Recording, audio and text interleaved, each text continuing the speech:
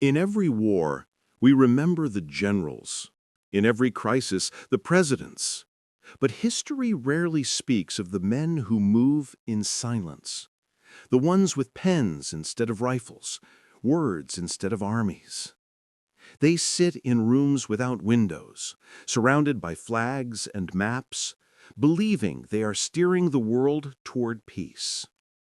Yet sometimes their decisions do the opposite. Sometimes diplomacy, meant to prevent catastrophe, becomes the spark that nearly causes it. Across America's past, 3 such men stood at that dangerous edge, each convinced he was protecting the Republic, each certain his vision was the right one, and each, in his own way, brought the United States closer to unraveling, not through betrayal, but through belief. This is the story of 3 diplomats who almost destroyed their country, not with treason or violence, but with decisions made in the name of reason. A story of ambition mistaken for wisdom, and of how the fate of a nation can turn on the quiet judgment of one man in a suit. History's greatest dangers rarely begin with violence.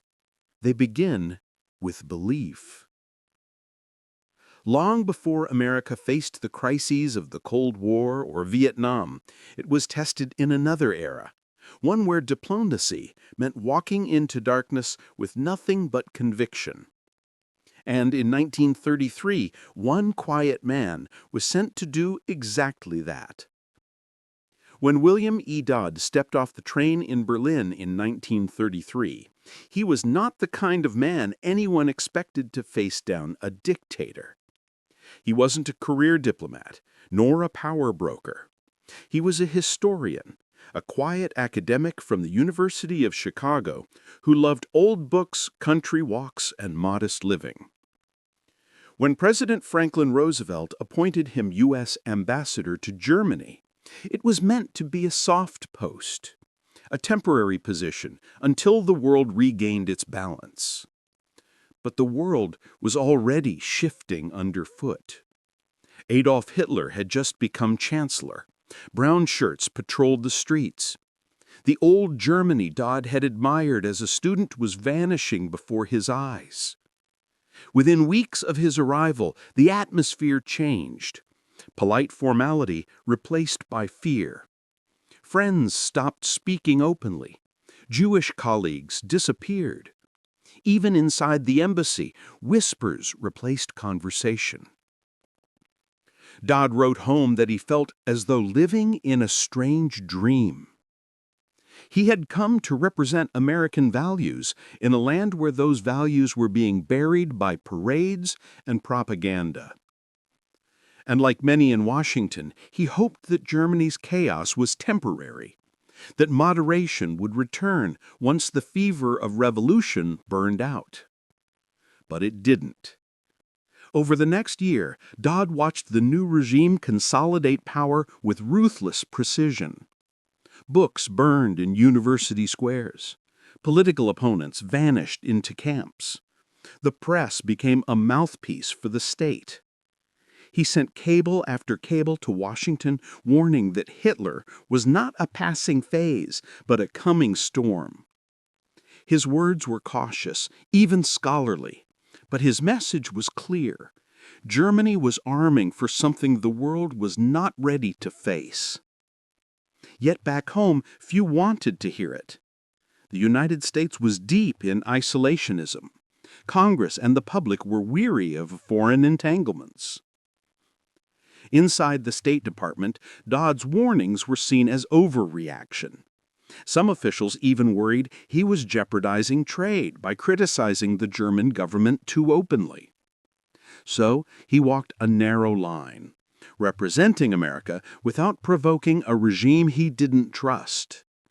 At embassy dinners, he sat across from Nazi officials who smiled politely as they dismantled democracy piece by piece. He tried to reason with them, to appeal to logic, to civility, believing that diplomacy, if practiced with patience, could temper ideology.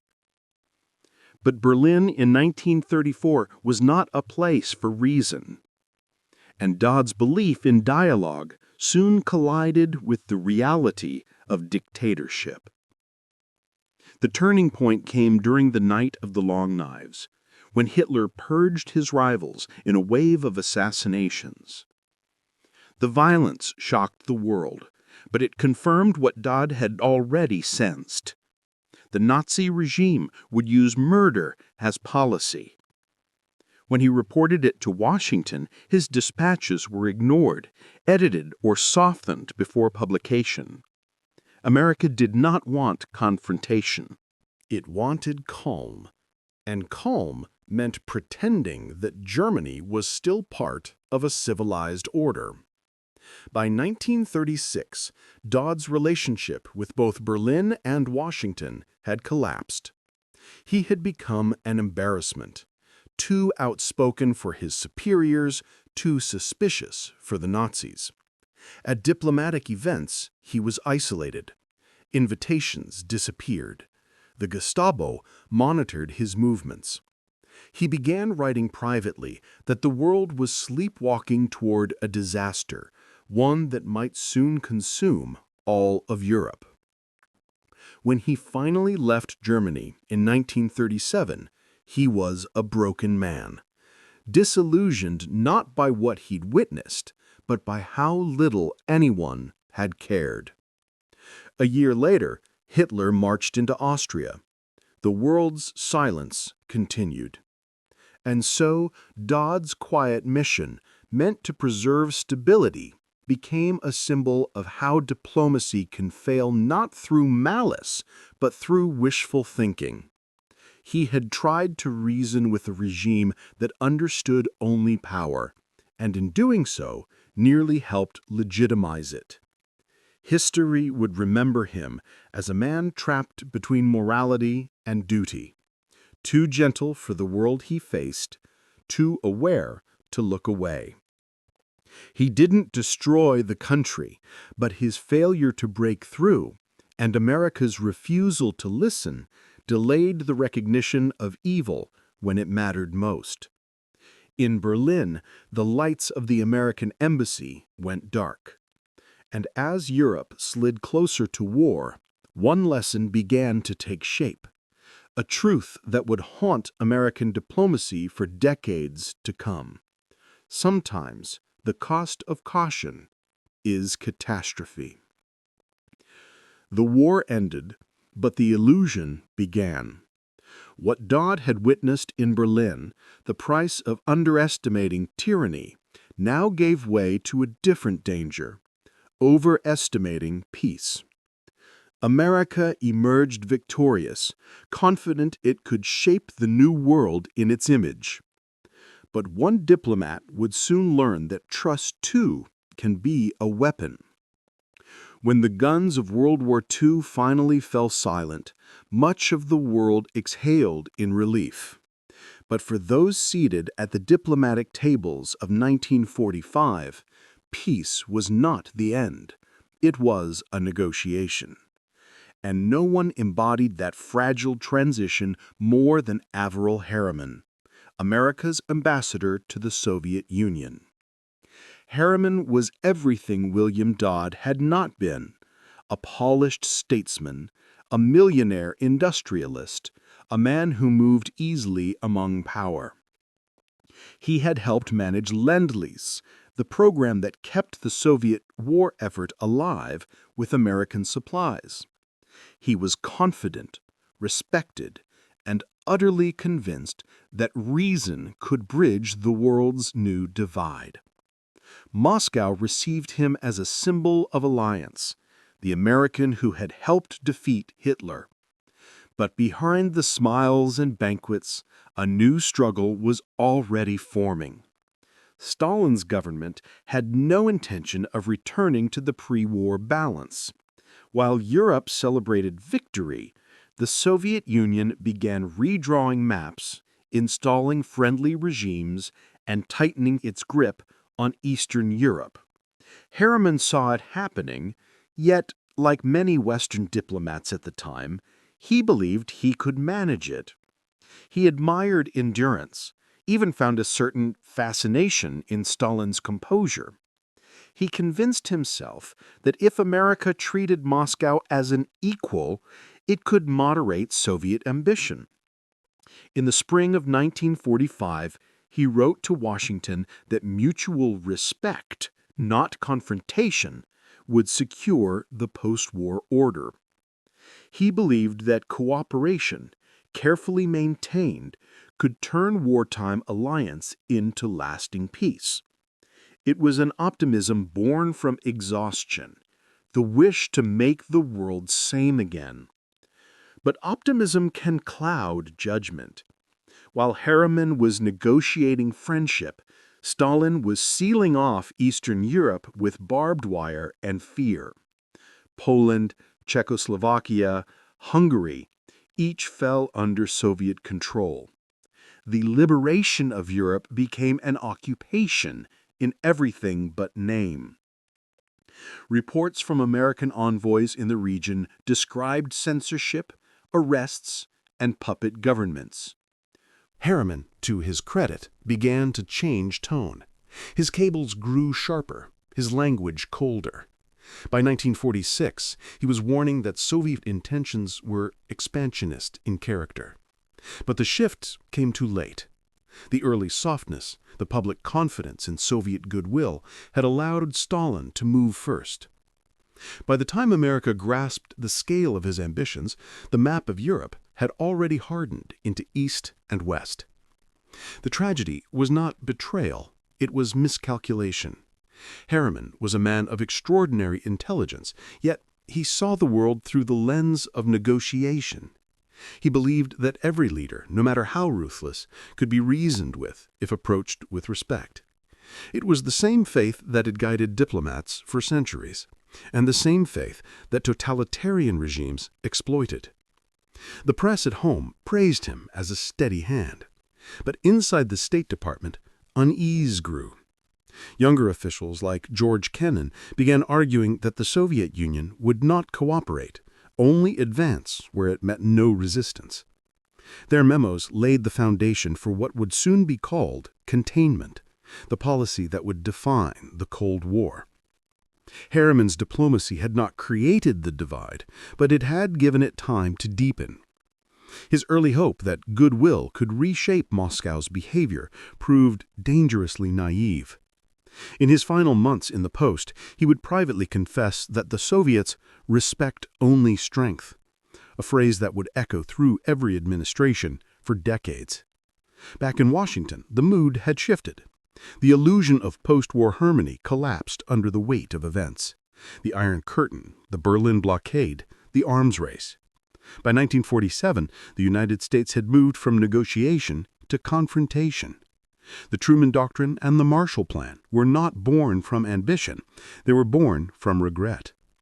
Harriman remained a loyal public servant, later advising presidents and shaping policy from the shadows.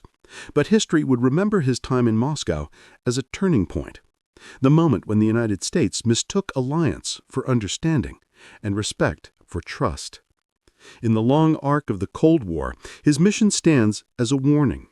Peace is not preserved by goodwill alone. It must be guarded by clarity, the understanding that not every partner seeks the same peace you do. The world had survived a war, only to stumble into another, colder, quieter, but just as perilous. And in that uneasy calm, one truth became clear. Sometimes the most dangerous peace is the one you believe you've already won. 2 decades later, the pendulum swung the other way. Where one generation had trusted too easily, the next trusted nothing at all. America no longer feared being naive, it feared being weak. And in that fear, a new kind of diplomat rose, one who saw peace not as hope, but as strategy. By the late 1960s, America was bleeding, not just overseas, but within. The war in Vietnam had become a wound that refused to close. Television brought images of jungles, body bags, and protests into American living rooms every night. Faith in government was collapsing, presidents were resigning, and the word victory had lost its meaning. Into that chaos stepped Henry Kissinger, scholar, strategist, and soon to be the most powerful diplomat in the world. He was brilliant, ambitious, and absolutely convinced that intellect could bend history. To many, he was the man who could end the war with honor. To others, he was the last man who should be trusted with peace. When Richard Nixon entered the White House in 1969, he promised a way out of Vietnam, a policy called Vietnamization, transferring responsibility to South Vietnamese forces while America withdrew. But behind that promise was a more complex game. Kissinger, Nixon's national security advisor, believed that the war could be used as leverage, not simply to end the conflict, but to reshape global power. Peace, to Kissinger, was not surrender, it was a negotiation of perception. And in that negotiation, secrecy was his greatest weapon. Kissinger did not destroy the country, but he fractured its belief in its own ideals.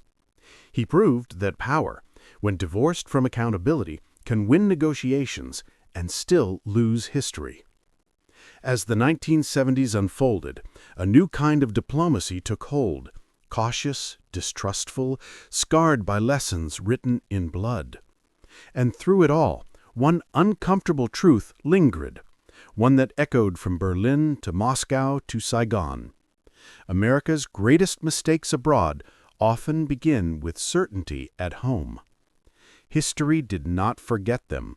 It studied them, debated them, and kept repeating them. Because what these men left behind wasn't just a record of failure, but a map of warning signs America still follows today. Each era changed, but the pattern never did.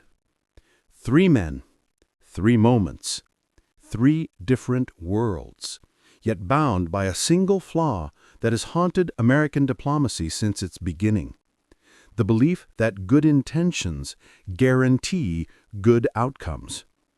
John Foster Dulles, the moral crusader, believed America could wage righteousness as strategy.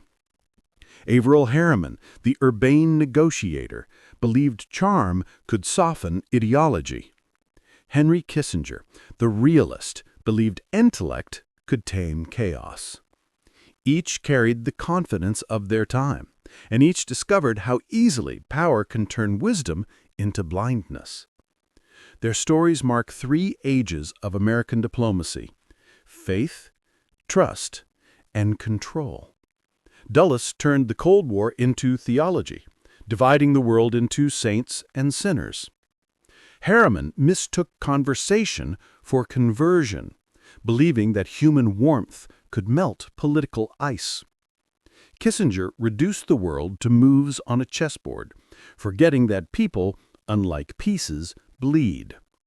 None were villains. None were traitors. They were patriots in the truest sense, men who believed they were protecting the Republic from decline. But their errors revealed a deeper danger: that America's greatest threats have never come only from enemies abroad, but from certainty within. His diplomacy was daring, even ruthless. When talks stalled, he and Nixon authorized the bombing of Cambodia, a neutral country, under the justification of disrupting enemy supply lines. It was one of the most controversial decisions of the war. Thousands of civilians were killed. Entire regions were destabilized. The operation was kept secret from Congress and the public for months. At home, protests swelled. Trust in leadership collapsed. Yet Kissinger pressed on, convinced that short-term pain would yield long-term stability. He saw the war as a stage, one move in a global drama between superpowers. If America appeared weak in Asia, he feared, it would lose leverage in Moscow and Beijing. By 1972, his secret diplomacy began to bear fruit. He opened relations with China, a seismic geopolitical shift. He negotiated arms control with the Soviets. To many, it seemed his methods were working. But in Vietnam, the cost was unbearable. The bombing campaigns intensified even as peace talks advanced. Cities were destroyed, millions displaced. When the Paris Peace Accords were finally signed in January 1973, Kissinger and his North Vietnamese counterpart, Le Duc Tho, were offered the Nobel Peace Prize. Tho refused to accept it. He said simply, "Peace has not been established." He was right. Within 2 years, Saigon fell. The South Vietnamese government collapsed, and the world watched as helicopters lifted the last Americans from the embassy roof. The war had not ended with honor, only exhaustion. For Kissinger, the legacy was complicated. He had achieved détente with the Soviets and opened China to the world, reshaping global politics for a generation. But his method, secret, calculating, and indifferent to human cost, left deep scars. In Cambodia, the chaos unleashed by the bombings helped pave the way for the Khmer Rouge and one of the darkest genocides of the 20th century. The pursuit of stability had bred catastrophe. Kissinger always defended his choices. He argued that statesmanship demanded hard trade-offs, that history would judge results, not methods. And history has, uneasily. His vision of diplomacy as chess, not compassion, helped preserve America's strategic influence, but shattered much of its moral authority. In the end, the man who sought to master chaos became part of it. The secrecy that defined his success also defined his downfall. Watergate, leaks, mistrust, and the slow corrosion of public faith. When he left office, the war he had promised to end was still burning. Only now it burned in the national conscience. And for the first time, Americans began to question whether intellect without empathy could ever lead to peace. In the twilight of the Cold War, the United States would learn to temper that certainty, to balance ambition with restraint and ideology with realism. Yet the pattern never fully disappeared. From Baghdad to Kabul, echoes of Dulles' moral absolutism, Harriman's misplaced faith, and Kissinger's cold pragmatism would return, each time wearing new names, each time promising a lesson already learned. Diplomacy, at its best, is an act of humility, a recognition that nations, like people, are shaped as much by fear as by reason. But when diplomacy becomes an instrument of ego, of moral vanity, or intellectual arrogance, it stops serving peace and starts performing it. The lesson these three men left behind is not about failure, but fragility. That the republic they served could survive bombs and betrayals, but not hubris disguised as duty. And that even in rooms filled with flags and maps, the hardest battle is not between nations, but between conviction and doubt. Decades passed, faces changed, and the crises took new names, but the struggle remained the same. Because the real legacy of these men isn't confined to history books. It's alive in every decision still made in their shadow. History rarely moves in straight lines. It circles, revisiting the same mistakes with new faces and finer words. The stories of Dulles, Harriman, and Kissinger are not relics, they're reflections in the glass walls of today's embassies and war rooms. Modern America still stands at the same crossroads they once faced, torn between moral duty and strategic necessity, between belief and restraint.